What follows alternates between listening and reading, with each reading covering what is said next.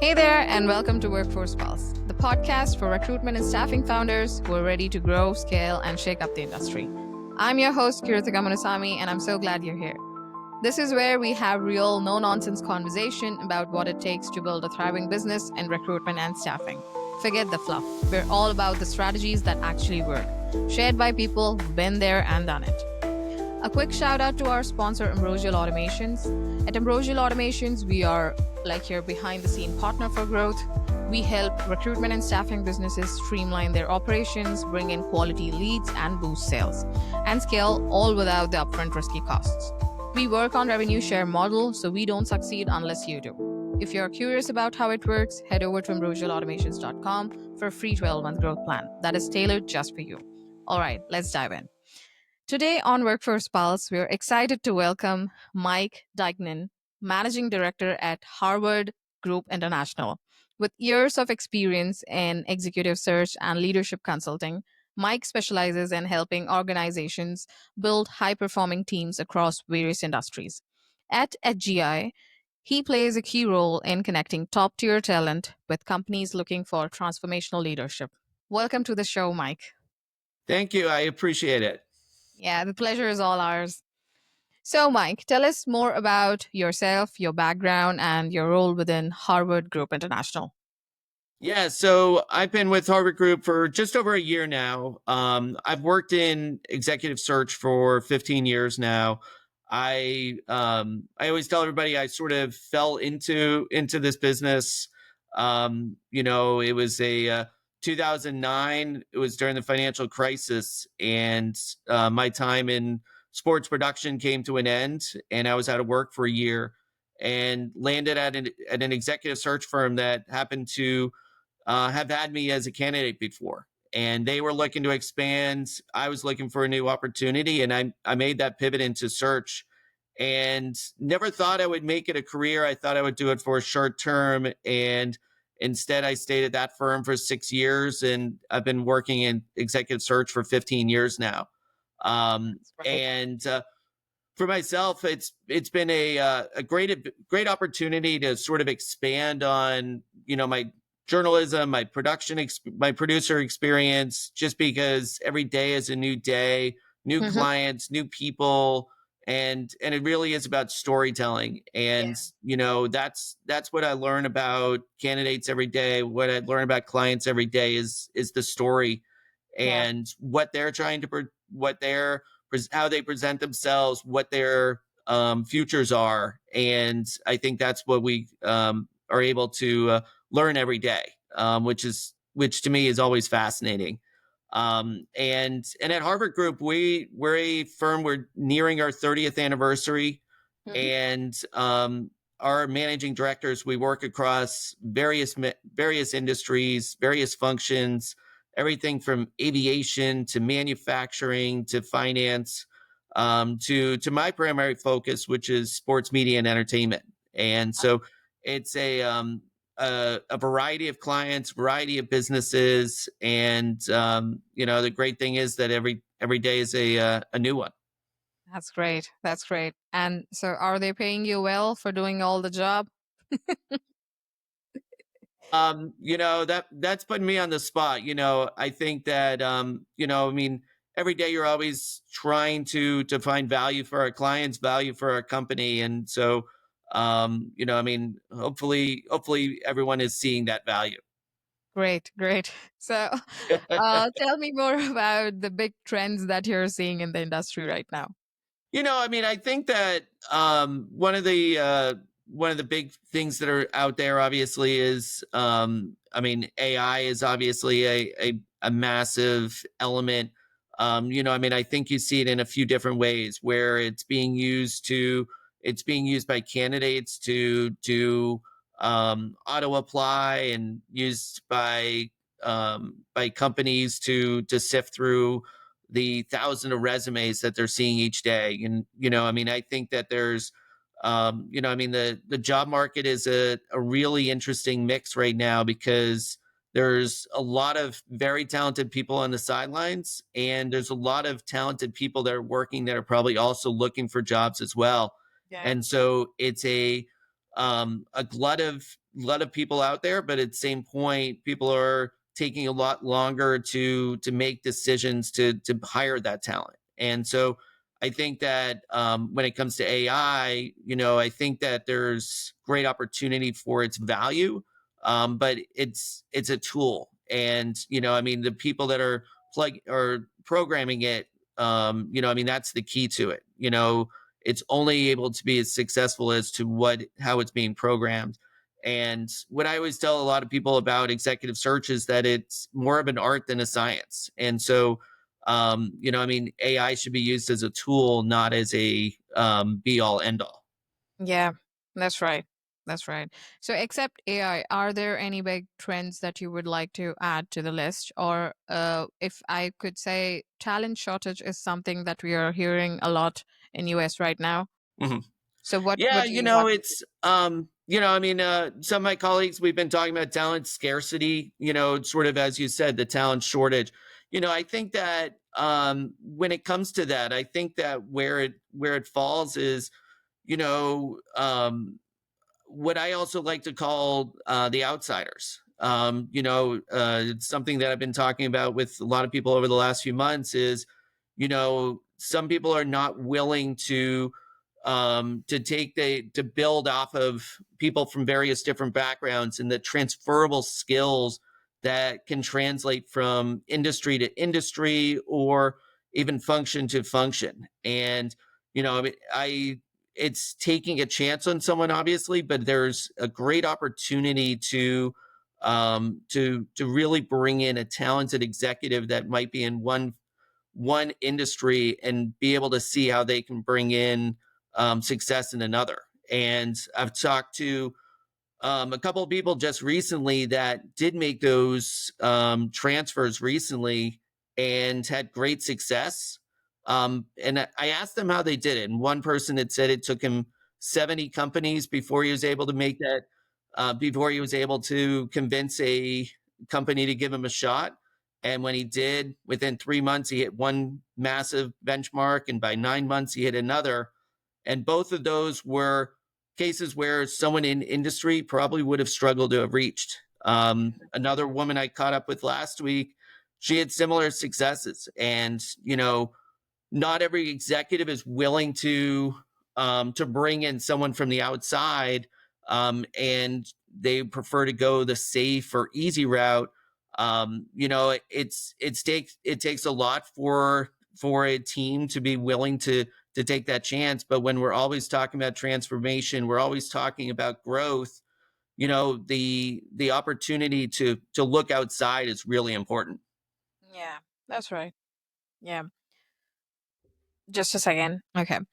So, are there any big challenges that you're seeing?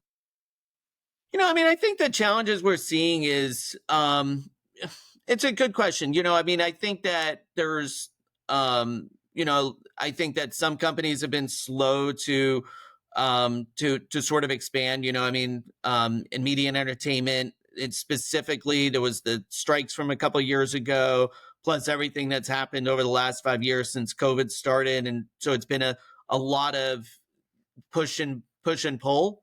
And then obviously the fires that started the year slowed things down as well. And there's a lot of consolidation, a lot of M&A, and sort of trying to figure out where things are going to move forward and where is the growth opportunities. I think in the entire outlook of the country, I mean, I think that there's a lot of wait and see in terms of how tariffs, are they going to happen? Are they not going to happen? As there's been Yeah. pushback both times on that. But I think that, I mean, looking at which industries do you think that we might be able to see the big growth in, and there's going to be certain industries that are going to be held back as we wait to see how things play out? Okay. What do you think is a promising industry for 2025? Um, that's a really good question. I mean, we've been trying to determine some of those. I mean, I think that I mean, agriculture is going to be a big one. How is it impacted by those potential tariffs? We've already seen sort of some of the pushback. How is the auto industry? How is the various manufacturing industries going to be affected? I think that you know, those are at the forefront of which industries are going to be impacted by government regulations and government impacts. In addition to that, as we already alluded to, the tech world, what roles are going to be impacted by AI? What roles are going to move to automation? And those are going to be key areas to obviously watch. Got it. Got it. So, are there any big initiatives Harvard Group International is working on at this moment? I think that in addition to working with our clients to continue to build off of our past successes with them and continue to find ways to be a good partner with them, I think that we're also looking at what other avenues can we go as the world has changed. And one area that we're actually talking to people about right now is fractional work as well. And how does fractional work differ from contractors? And I think that more and more executives are open to those type of roles. Yeah. Just knowing that there's opportunity there for them to make an impact and potentially impact at multiple places at a time. So that's definitely an area that we're considering making a move towards building out further. But our first priority is our current clients, our prospective clients, and to continue what we've been doing for 28 years now. Got it. Got it. And can you tell us more about the priorities and goals for 2025? Um, yeah, no, that's a great question. I think that I think our priorities are to continue to build off of our brand and build off of um what Harvard Group stands for. And it's our white glove treatment of our clients, of our candidates. It's a matter of really defining success and being able to present quality candidates, curated candidates, utilizing our EQ process to find quality candidates. And we've done that across numerous industries, numerous companies for, as I said, 30 years. And I think that we're looking to continue that. Yeah, got it. What other opportunities lie ahead for Harvard Group International this year? Um, I think that I don't know if there's anything else more there. I think that we're really trying to find new clients that understand how we are different than either the big firms or other niche firms. We have the ability to attract high quality candidates. We're able to really dive into the research and be able to uh, find quality for them. And I think that's one of the things that we'll be looking to extend further this year. Got it. Got it. So what are your insights on international recruiting? Yeah, that's a good question. We have some experience, obviously, internationally. I think that we are looking to grow that as well. The colleague who actually brought me in, she's a transplant from England, and so she brings and as she jokes, she brings the accent to the company. But more importantly, one of the other areas that we're actually looking to grow is those international firms that are trying to build a bigger operation in the U.S., as well as being able to um, help help corporations that are in the international or in the U.S. that are looking to grow internationally as well. I did considerable work in the UK when I was at previous places, as well as other international roles. And some of my colleagues have done a lot of work, whether it's in Canada or EMEA. And I think that I think that it bears opportunity to do further. Got it. Got it. So, apart from all this, what are Harvard Group International's vision for the next 2 to 5 years? Uh, that's a great question. I mean, I think that our vision is to, um, to build off of where we've been. I think it's a matter of us to identify some of those key areas where growth is, where growth industries are, where opportunities lie. For me personally, I mean, I've spent a considerable focus on women's sports, which is a major growth area in the world, but it's also a major growth area of interest for the company. But then, I mean, I think that some of my colleagues are doing the same thing. And, I mean, I think that we're all trying to find ways where staying ahead of the curve of technology, staying ahead of the curve of hiring practices.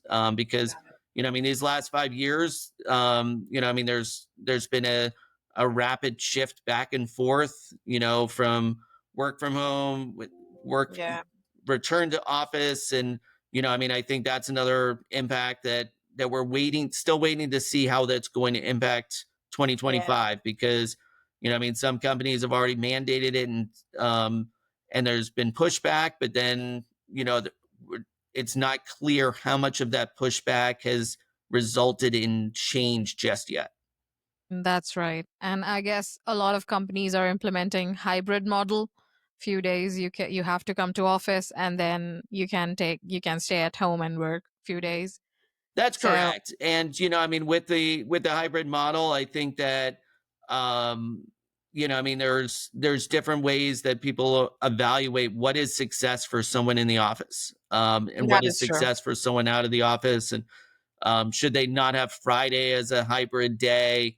I mean, I think that it does come down to trust. I mean, if you're not able to truly trust an employee to do their work from home on a Friday or any other day of the week, are you going to trust them to accomplish that when they're not in the office or when they're in the office? And so, I mean, I think trust is a big factor that a lot of companies are battling. Yeah. And I mean, the younger generation, if they don't experience in the office, they lose out on some mentorship elements. Yeah. But the flexibility is important too. And so there's a lot of push and pull back and forth, as to what that should look like.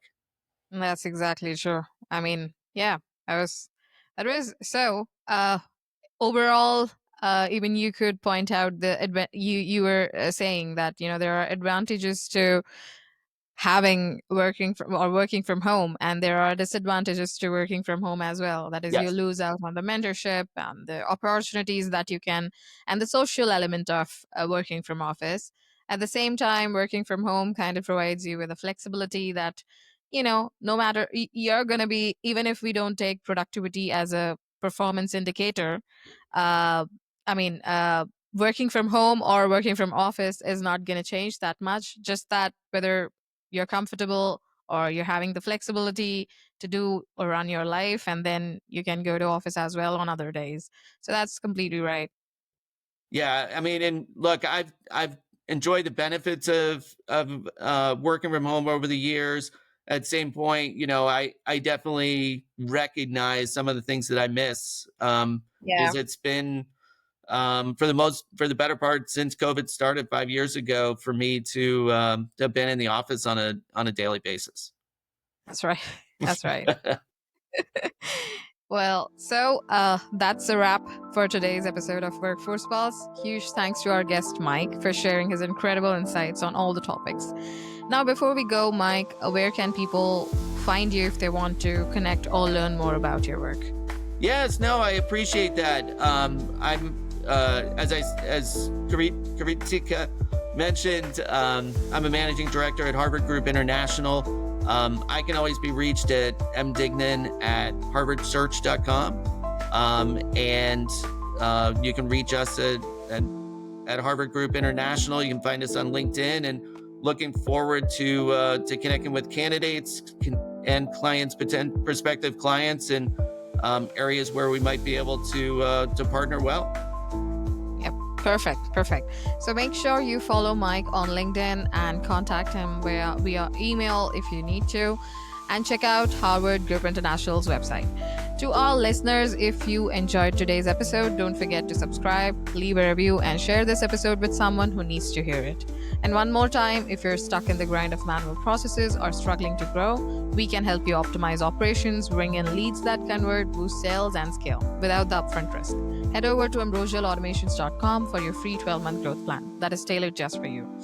All right, that's it for today. Thanks again, Mike. Thank you, everyone, for tuning in. Let's build, grow, and keep the workforce pulse alive. See you next time.